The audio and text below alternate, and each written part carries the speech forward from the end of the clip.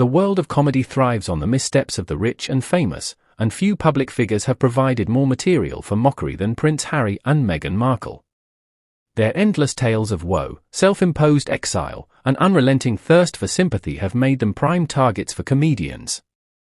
And no one delivers a scathing takedown quite like Trevor Noah.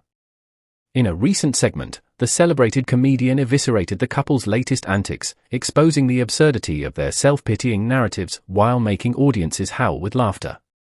But as Harry reels from yet another public ridicule, he faces even more damning accusations that paint him not as a victim but as a vindictive and manipulative figure. Trevor Noah's talent lies in peeling back the layers of self-importance that celebrities drape themselves in, and he was in peak form when dissecting the latest chapter in the Sussex saga. With his signature blend of sharp wit and deadpan delivery, Noah tore into the couple's never-ending grievances, highlighting the sheer irony of two self-proclaimed victims who seem to thrive on remaining in the public eye. He pointed out that for people supposedly desperate for privacy, they have an astonishing knack for ensuring their names dominate global headlines. Prince Harry left the royal family for a quieter life, Noah quipped, barely suppressing a grin. And now we hear more from him than we ever did when he was a royal. At this point, even Queen Elizabeth is like, can someone make him stop talking? The crowd erupted in laughter, knowing full well that Harry and Meghan's supposed quest for a normal life has been anything but. But while Noah's jokes hit hard, it's the underlying truth behind them that stings the most. Harry and Meghan have, for years, positioned themselves as victims of a cruel and outdated institution, all while cashing in on their royal titles. They have built an empire on complaints, whether it's Oprah interviews, Netflix documentaries, or memoirs filled with revelations no one asked for. Noah's mockery merely served as a mirror, reflecting the absurdity of two incredibly privileged individuals whining about their hardships while enjoying a life of luxury. As if being the laughingstock of the comedy world weren't bad enough, Harry now finds himself embroiled in yet another scandal, one that has nothing to do with his usual grievances against the British press or the royal family. This time, the controversy is tied to his own questionable behavior. Sophie Chundorkar, the chair of the charity Centrebale, a non-profit Harry co-founded, has accused him of outright bullying. According to Chundorkar, Harry attempted to force her out of her role, and when he failed, he spitefully stepped down as the organization's patron in a move designed to damage the charity.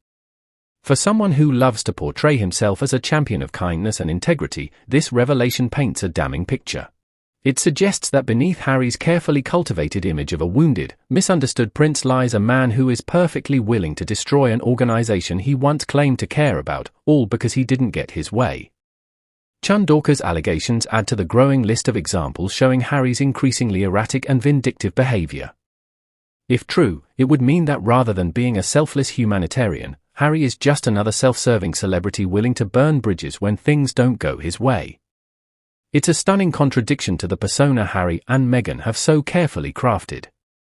They have long sought to portray themselves as the underdogs, battling against an oppressive system that sought to silence them. But time and time again, their actions reveal them to be the ones wielding power to silence others. Whether it's lawsuits against the press, gag orders on former employees, or now, allegedly trying to remove a charity chairperson who didn't bow to his wishes, Harry is proving to be the very thing he claims to detest, a bully who believes his way is the only way.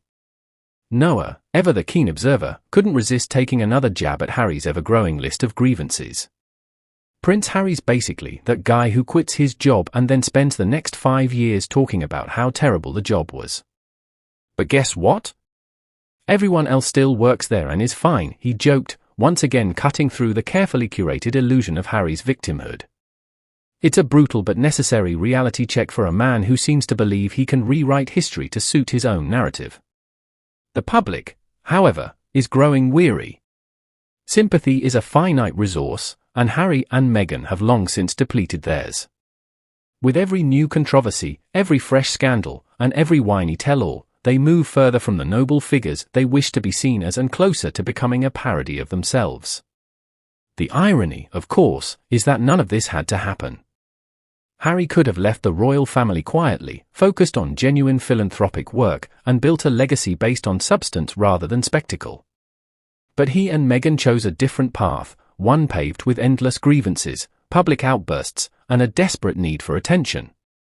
Now, as they face ridicule from comedians, criticism from former colleagues, and dwindling public support, they are reaping the consequences of their own actions. Trevor Noah's roast was more than just a comedic bit, it was a reflection of the growing sentiment that Harry and Meghan are no longer taken seriously. They are not victims, but architects of their own downfall. And as the laughter at their expense grows louder, one thing becomes increasingly clear: if they truly wanted privacy, they should have started by keeping their mouths shut.